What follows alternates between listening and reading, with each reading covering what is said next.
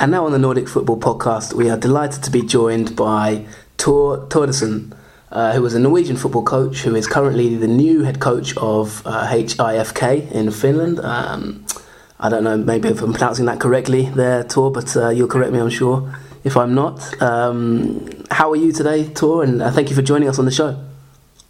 Fine, thank you. I'm good, and so far your Nordic pronunciation is good, so good to go. Perfect.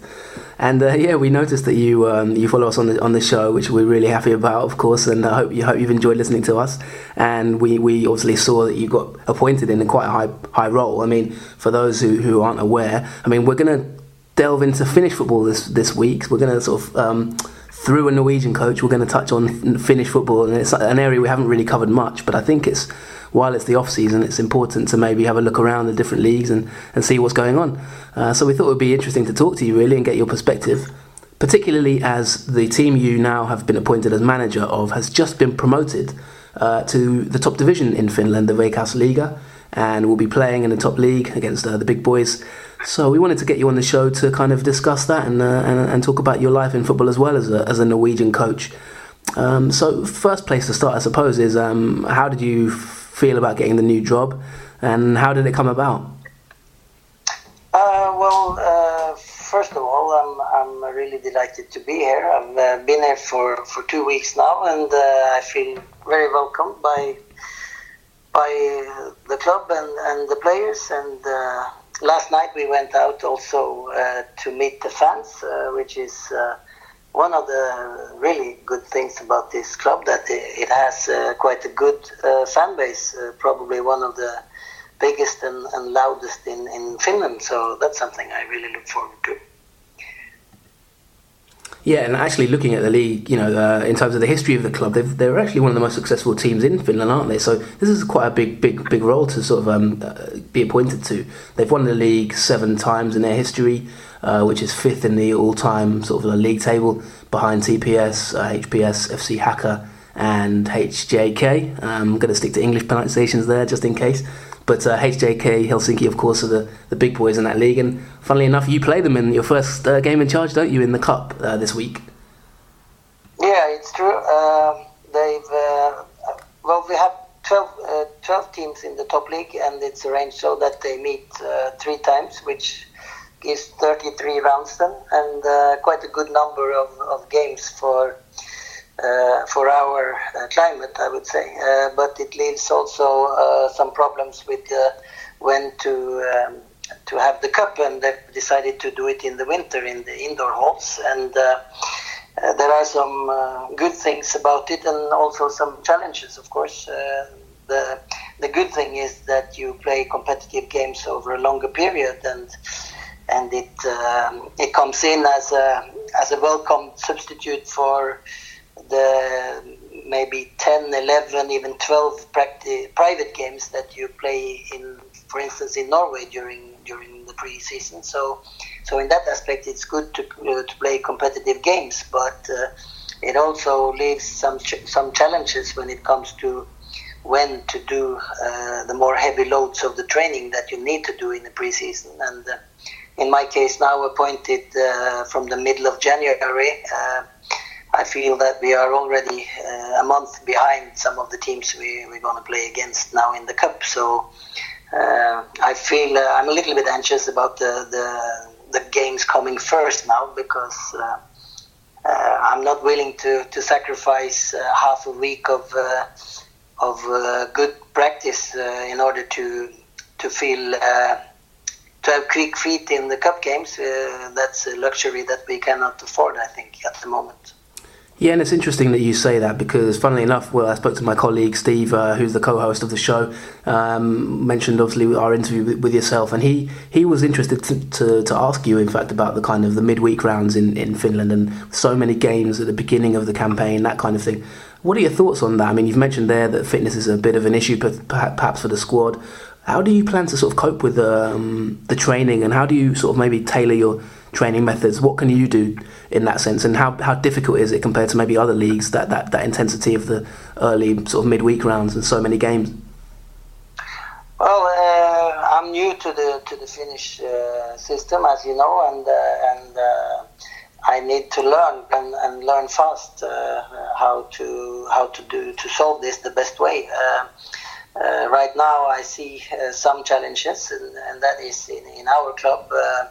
We have at the moment a small group and 3 new signings, which will not be eligible to play on Tuesday. So for Tuesday, I think I have 14 or at the best 15 players to choose between, and there's a new game coming already 4 days later. So at this moment, our squad is not filled up the way we want it, and that gives an extra challenge for the players that will have to play. Maybe many of them will have to play 90 minutes, both those 2 games. So that's a challenge in the short perspective. But in the longer perspective, we need, of course, a broader group of players then in order to handle the games when we play Sunday, Wednesday, Sunday, for sure. But in our club, we don't have a second team which is competitive. They went down from the 2nd division to the 3rd division, which means they are in the 4th level, and that is also a challenge because the way I've been told is that it won't be productive to put the reserves in the first team to play in that league. So you can't keep like 25 players if you don't have a second team option for them to play games. So I see some challenges, but when we come to April, I'm sure that I will know more, and I will have made some priorities in order to cope with that situation. Yeah, I mean, looking at your fixture list, you've got kind of 3 games in 10 days roughly, HJK in the Cup, and then Lahti, and then Honka as well. I mean, you mentioned the squad size. Is that something? Is that a recruitment thing then? Is it something that you can look at recruitment-wise? And in general, how is the club recruitment-wise compared to maybe Norwegian teams? What is the infrastructure for scouting, that kind of thing? How does it compare in Finland? Although I know you're quite new, is it a simple case of getting more players in, basically? Well, at the moment, I'm at least happy about the situation that we have a sporting director, which is on to the recruitment process and has been since before I was appointed. So that's in good hands, and there is no stress around it. Like I said, there are some short-term. What do you call it? Sacrifice. But otherwise, we have the time until the league opens or till the transfer window closes to fill up the squad. And the way the market is at the moment, we are flooded by CVs and players knocking on our door. So it's not. I'm not concerned that we won't fill the squad the way we want, but we are not there yet, and we have decided not to let these cup games stress us in the way that we make decisions that is not 100% thought through. So we will live with the pressure in the short term with those 3 cup games coming quite fast now, and then we will use the rest of the window to make sure that we do the right signings in this window. Very interesting. And yeah, I mean, obviously this is your first role in Finland, and I understand, if I'm correct in saying, that the offer of the contract came up while you were in Nigeria, funnily enough. You actually signed the deal whilst you were in Africa, is that correct? Yeah, that's correct. In this day and age, it's possible to enter an internet cafe, which turned out to be more or less a phone booth to sign the contract and scan it and send it home. So yeah, I was in contact with the club just the day before I went, and I said to them that I have some obligations in Lagos in 2 days, and I need to do that, and they understood. So we kept the dialogue while I was there, and I signed while in Lagos.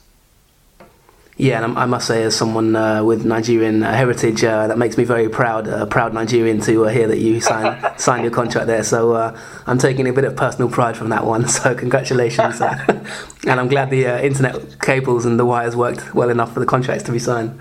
But no, but what is your knowledge of the Finnish league in general? I mean, obviously we don't cover it on the Nordic Football Podcast a huge amount, but we do keep an eye out for European results, that kind of thing, of the Finnish teams. What is your knowledge of the league? I mean, HIFK, the club you now manage, won the league last season, the second division. What is your knowledge of the league in terms of the top division? I know HJK also won the league last year by 16 points, so they're the clear, big dogs of the league. But what's your general knowledge of it, the playing styles, the tactical formations, that kind of thing? Can you tell us a bit about that, and maybe also your own tactical ideas, what ideas you might bring to HIFK? Yes. Well, first of all, I must admit that I had no deep knowledge of the league myself. Of course, I'm Norwegian, so I know a little bit about the level, or quite a lot about the level in Sweden, and a little less about Finland. But the first thing I did when the call came was that I went in my Instat account and started watching games and saw many of the games from last season, from the first division, just in order to get an idea what kind of players we had, and now for the last days, of course, also focused a little bit on HJK since we play them on Tuesday. But well, it's true what you say, that they are the dominant team and a little bit too much better than the others, I'm afraid, and that's probably a challenge for the Finnish football, that we need teams that are able to challenge HIFK, and at the moment it doesn't seem like that's the case. I've seen them. I saw them yesterday with Hammarby. They won quite comfortably, actually, and I saw them in television and the game against Rangers last weekend. So I got quite a good picture what we can expect on Tuesday. And then from my side, I've said to the players that this is the chance we have this year, and it's only this year that you can sort of knock from below. That you have low expectations. Probably the betting companies will rate us among the lowest teams, and we have low expectations, and that means that you can feel less pressure. And I've said to the players that my aim here is not to come to help you survive, but to help you to surprise. And to me, that's a big difference. And I want to install that mentality in the players immediately, because this is the golden opportunity that you get the first year you come up, and from there things will be different if you succeed. Yeah, and I mean, looking at your own philosophy, I had a look at your website as well, which is very nice, by the way. And I noticed that you do coaching and mentoring and that kind of thing, leadership training as well. For those who maybe don't know so much about you, who are listening, you won the Coach of the Year award in Norway in 2006 as manager at Sandefjord at the time, and had a lot of success there, getting them to the Norwegian Cup final for the first time, I think, in their history. What kind of philosophies do you bring? And obviously, from the point of view of your own website, the leadership side of things, the coaching side of things, what are your, core beliefs in football? What's a typical Tor sort of lineup, maybe in terms of tactics? Do you have a sort of team that you look at anywhere in the world that you look to emulate in terms of style, or what's the Tor philosophy? And how to answer that shortly? That's a challenge. Take all your time you like. Take all the time you like. There's no time limit. I'd like to start with saying that I'm not the most patient of people. I like things to happen fast, and I think that reflects also a little bit my demands on the players. I am the kind of person that wants the players to to be willing to risk something. We will definitely not be a team which will travel around Finland and park the bus. That's for sure. I like, if we start with the defensive side of the game, which I think is the correct place to start, even maybe not the best selling point, it's still for me the best place to start, because in my mind every successful team depends on a good defensive base, and I've never heard somebody could say with credibility that our team is really good offensive, but unfortunately we are very poor in defense. It's nothing like that in football, and for me it starts with being hard to play against, and that's also something I start immediately to install in the players, that to give inside in our culture, I want the ability to win the ball to be something that we value very high, and when you listen to the TV commentators or you read the sports papers, then that quality very often doesn't get the praise that it should in my mind. So I'm a coach who is very demanding on how we act when the opponents have the ball, and I want us to be able to press, to move around, and to press high up in the pitch if possible. And that is, of course, demanding, and also affects your ability to play when you then win the ball. That's why I say to my players that for me there is no way around the fact that you need to be fit. You cannot talk your way out of not being fit, and the only way to do it is to train. And luckily then for us, that you cannot buy fitness. You have to gain it by work. So I think in the aspects that we can compete with anybody is that we train well, and that we take care of the body, and that we have a lifestyle and a way of optimizing our own potential, and that's the responsibility of the player, and I'm quite strict with that.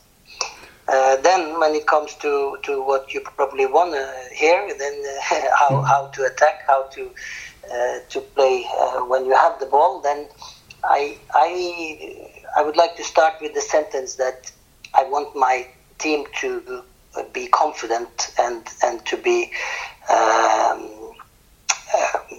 ready to dominate games with the ball, and from there on move quickly to say that I don't want my team to look like Barcelona. Even how much I love to watch Barcelona, I don't value the ball possession as high as they do, but I want my team to be comfortable on the ball, and then collectively searching for the opportunities to play through the opponent lines, and always to try to take advantage of the spaces that our opponents offer. So for me, if you play a supporting pass or a sideway pass when you could have penetrated the opponent's midfield, then I will surely address that, because I want us to be as direct as possible, but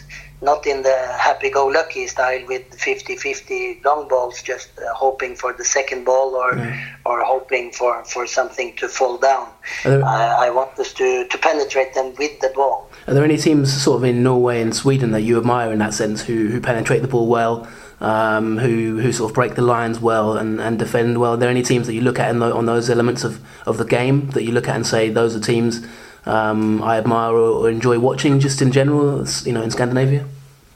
Well, for me as a Norwegian, I've more or less grown up with Rosenborg being the dominant team, and under the legendary coach Nils Arne Eggen, they were a fantastic team also to watch. Lately, I feel that they have been dominant more because they have the economic muscle to buy the best players, and I think their style has been somewhat washed out a little bit.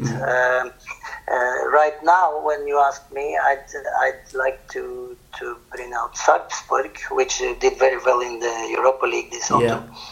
And they have a style which I admire a lot, because there is no, well, I don't know how to say this in English, but for me, it's like a really honest style. It's based on hard work most of all, but it's also they are also calm enough with the ball, and they if they get the chance to dominate the game in possession wise, then they are happy to do it. But when they play the better teams, they are.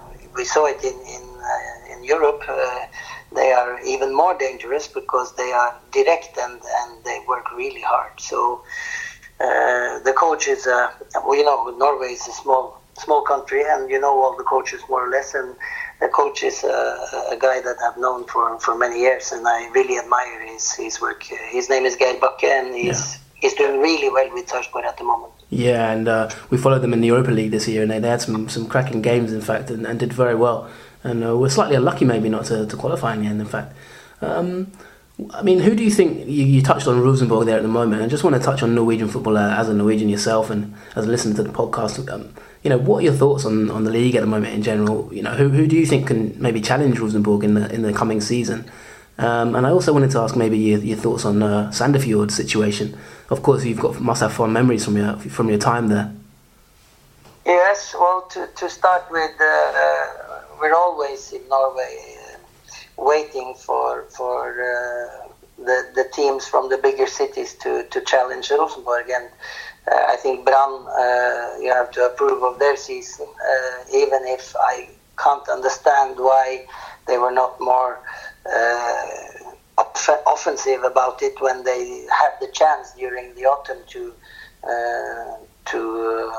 fight with Rosenborg. But I think the signals they sent out was that they were happy as long as they could get the medal, which I found very strange. When you are within reach of Rosenborg, then why not say that it's the only thing that matters is to beat them? This I didn't understand. But anyway, I think Brann has to be applauded for being where they're expected to be, and they have to be it every year, and that's a challenge for Bergen, because I've been there myself. I know a little bit about the mentality, and it's been a challenge for them to be consistent or to stay in the top.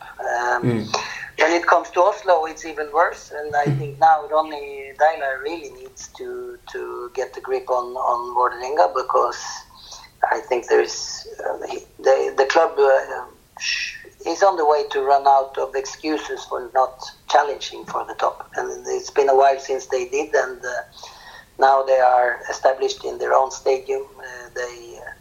They easily attract players because it's a club with a good fan base. It's in the capital, so now it's about bringing in the right players and getting a team together that can challenge at least for medals. And they've been out of even the top half for many years, too many years now, I think. But then again, you ask who's going to challenge. Well, Molde again. Interesting to see what happens there with Ole Gunnar in Manchester and so on. But still, they have a lot of quality in the team, and they have coaches that has been there over a longer period. So I don't see any reason why they shouldn't be challenging for the top. Yeah, of course, yeah. And here people are asking me about Tromsø, because they have a Finnish coach, and I think he's been doing really well in Tromsø, and managed to turn them around, and maybe he even can make them challenge for let's say top 5 or better. That would be interesting to see. That's great to get your thoughts on that tour there. I wanted to ask you as well, if you were sort of doing a league ranking as a manager yourself, when you look at the quality of Scandinavian football, where do you see it at the moment? And what, if you were doing a league table of the top quality leagues in Scandinavia, where does Finland sit in that list, and where is Norway, where is Sweden? What do you look at and see as, the top leagues in the region from, in order?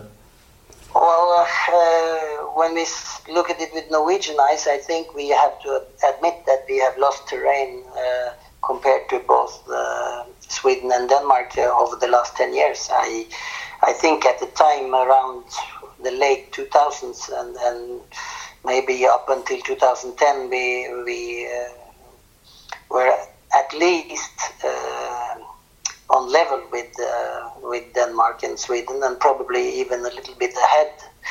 Now that's not the case for sure, and I think we have to rank both the Allsvenskan and the Superliga before Elitserien. At least that's my impression at the moment. And then, of course, Finland will be behind all those three, but how far behind, it's hard for me to say. My impression with HIFK that we just spoke about is that they would for sure compete in all those three leagues as well, because they are at the moment a really strong team in a Norwegian or in a Scandinavian context, but still, when you saw them in Europe, they also showed that they have quite a way to go in order to get into, let's say, the group stage level. That is probably what Scandinavian clubs can hope for in best cases. Which team is that? Sorry, do you mean HJK? Are you talking about, or? Yes. Yeah. Okay. I just said it in the. You know what? Because I meant HJK. Sure. It's so similar to HIFK that I'm wondering sometimes if it's AIK. So yeah, I think that's my own fault. What I've learned is that with my club, it's enough to say HIFK. HIFK, okay, yeah. Because that's what the fans call it. So they drop the H in front. Fair enough. I just want to ask you quickly, why do you think the Norwegian league has slipped then in recent years? Is it a finances thing, or is it something different maybe? Yes, I was just discussing that with a friend earlier today, a Norwegian friend, and he was on his computer and he went in to see the average spectator number, which was 10,500 average per game in 2010, which is amazing to think about now, because last year was something around 5,700. So the Norwegian league has effectively lost half of its spectators since 2010,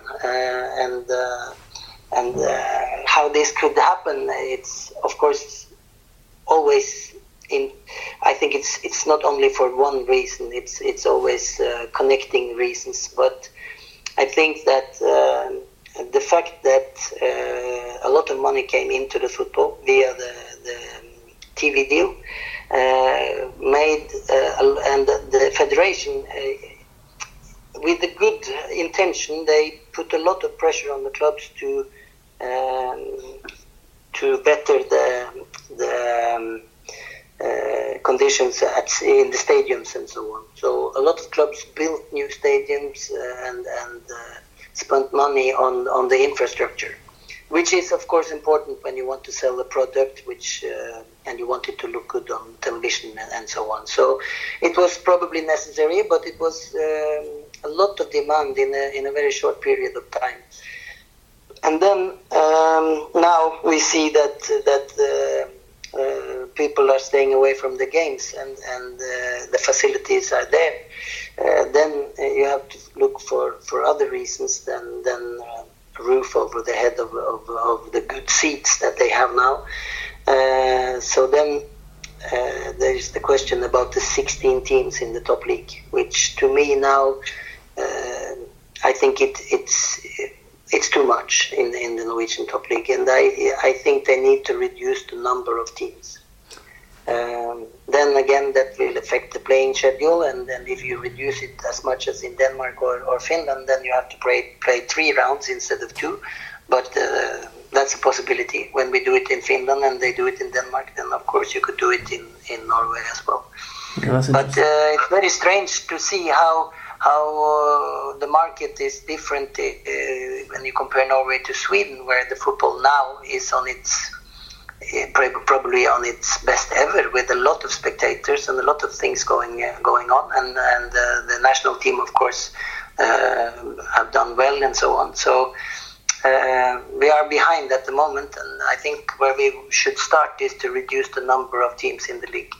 That's very interesting to hear, and obviously as someone who's coached yourself, you've coached at Vålerenga, you've been at Lyn Oslo, Sandefjord, Tønsberg, Moss, you've been at Brann as well. Yeah, so you've got a lot of experience there. So that's really interesting to get your opinion on the level of the leagues at the moment. So thank you for that. To say that if the league wasn't at that time when I was coaching Sandefjord, it was